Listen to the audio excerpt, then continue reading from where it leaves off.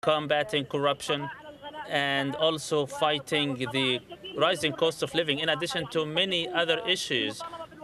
Also demand for raising the salaries, and also freedom of media. These demands were received by the government, and on Friday, certain decrees were handed down in response to these demands. But these decrees did not live up to the expectations or the aspirations of the people. And can you tell me, with regard to what's happened in the north, why the police are believed to have fired on the protesters? We received reports that there was a kind of clashes at the Planet Earth roundabout. The police started or attempt to block the demonstrators. Some youth clashed with the police. Some reports that it was in the Planet Earth roundabout. Others also reported that it took place in the police station itself. I'm speaking about what's taking place in Sohar. Well, thank you. Thank you very much indeed for that information. And we're going to move on because we've got our gentleman back from AlJazeera. That's Izzeddin. We were trying to make contact with him. You may remember just a couple of minutes ago.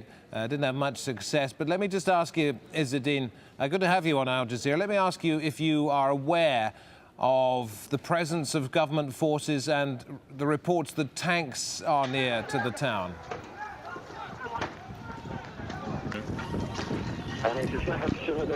I'm in the Martyrs Square here. We are taking total control of AlJazeera neighborhood. We also in position of tanks. These tanks and military personnel are not loyal to Al-Gaddafi anymore. They are with us.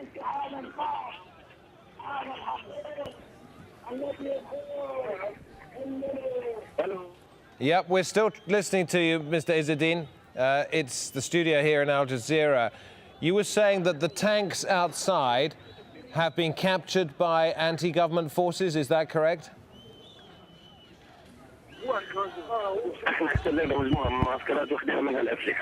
We raided a number of military camps and we took possession of firearms and also tanks. We are in control of AlJazeera. We are protesting against the regime. However, AlJazeera neighborhood is surrounded by Muammar al-Qaddafi's loyalist troops. And we can see there on our screens, you're not aware of this, one of the protesters climbing up what looks like a radio mast in AlJazeera, waving the protesters' flags. Are you expecting any government forces to launch an attack?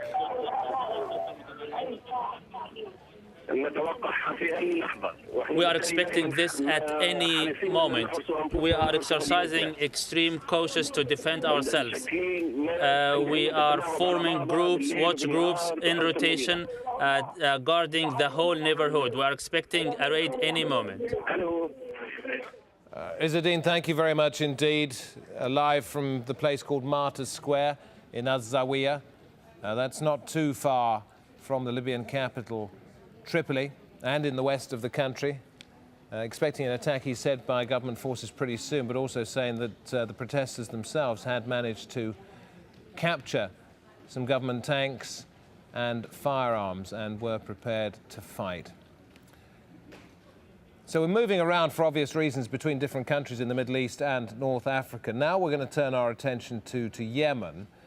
Opposition parties there say they're now going to join protests trying to bring down the president. A series of anti-government demonstrations against President Ali Abdullah Saleh have attracted hundreds of thousands of people, but he is still defiant. He was talking at a meeting with senior military officers on Saturday night, and he said the opposition does not have any legitimate demands. The army and security forces have vowed to defend the republican system, the unity and the safety of the republic until the last drop of our blood. This vow stands now.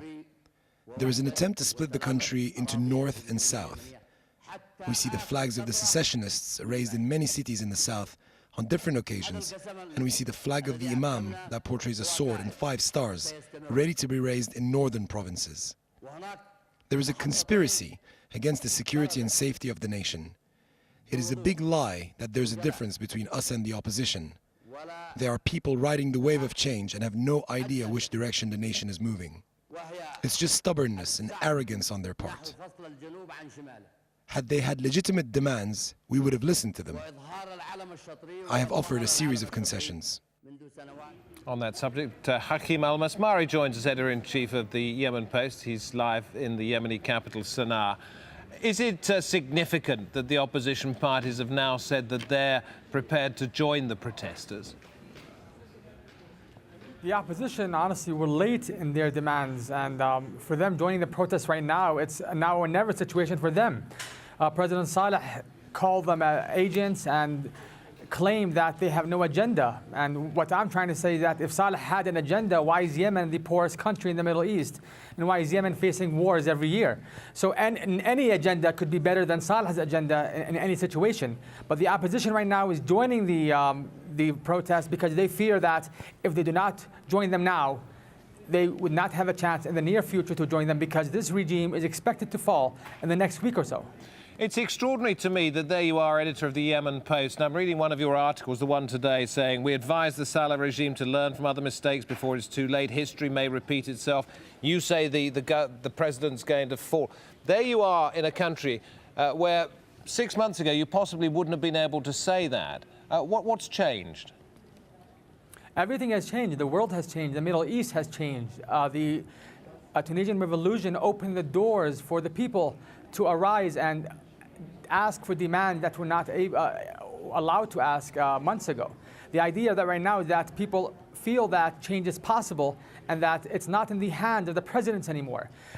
Months ago or even years ago, people believed that they worked for the president. But now people know that it's them who are in control and presidents are only employees who work for the sake of the people. And if these presidents cannot do what the people want, the people have the right to out them or take them out of rule and find someone else who can do a better job. And does that apply to the security forces? Have they now sort of scented the winds of change and thought, we're not really working for the president, we've got to be A, on the side of the people, and B, on the side of the winning side? The military is not totally in the hands of President Saleh. As far as we know from sources that we've been able to gather over the last 4 or 5 days, 60% of the military forces are willing to step aside from Saleh if people strengthen their demands. And this also comes with leading military figures like Ali Mohsen. Sources tell us that he will not join Saleh or will not fight on his side and will join the protesters who are calling for the oust of his regime. And Ali Mohsen, as we all know, or in Yemen for at least, has more than 40% of the army under his hand. So the military is not totally under Saleh's hand, and we feel that the military will step aside as soon as they feel that people's demands are real and that they will not stop until the regime falls. Thank you very much indeed for that. Thank you very much, Hakim Al-Masmari, editor of the Yemen Post. Twin explosions have killed at least 14 people in Afghanistan. It was at a dogfighting ground in the Arghandab district of Kandahar province. The police commander is believed to have been the target, but at least 8 civilians attending this illegal event were killed. OK, Stephanie Galter's with us, our meteorologist, and tell us a little bit about where you want to concentrate right now. Over to the States, actually. Over there, it's been a little bit chilly in the west. Now, you wouldn't normally get the weather this cold at this time of year, but San Francisco has actually seen some snow, and that's the first time for about 35 years that it's actually settled there.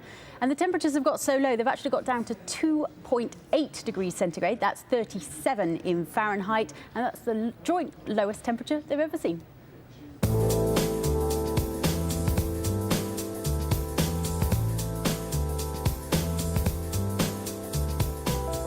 So let's take a look at the satellite picture then, because in the west, that's where we've seen the clouds all sink down from Canada, and it certainly has been very, very cold for many of us here, including, as I say, for San Francisco.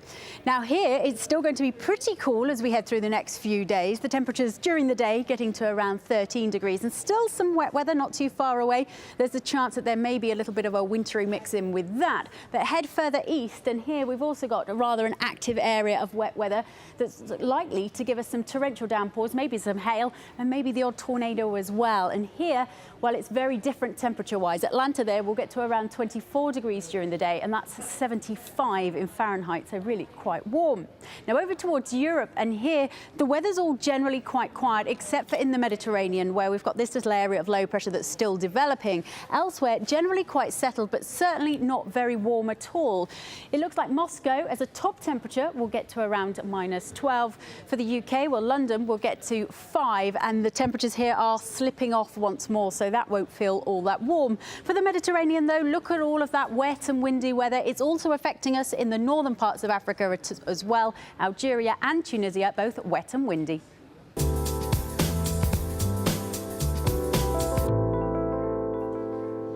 Yeah, indeed, it does look wet and windy across large parts of North Africa, as our cameras there have been showing us. In just a moment on this news hour, we're off to Ireland, where they're counting the votes, and the country's ruling party looks likely to be heading for its worst defeat in nearly 80 years. And churchgoers in New Zealand hold their Sunday services outside as aftershocks threaten to flatten their churches.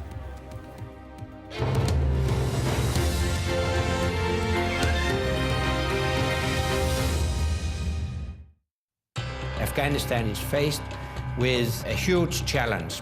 Relations have gone really sour between us and our allies. We have inflicted considerable damage on the enemy.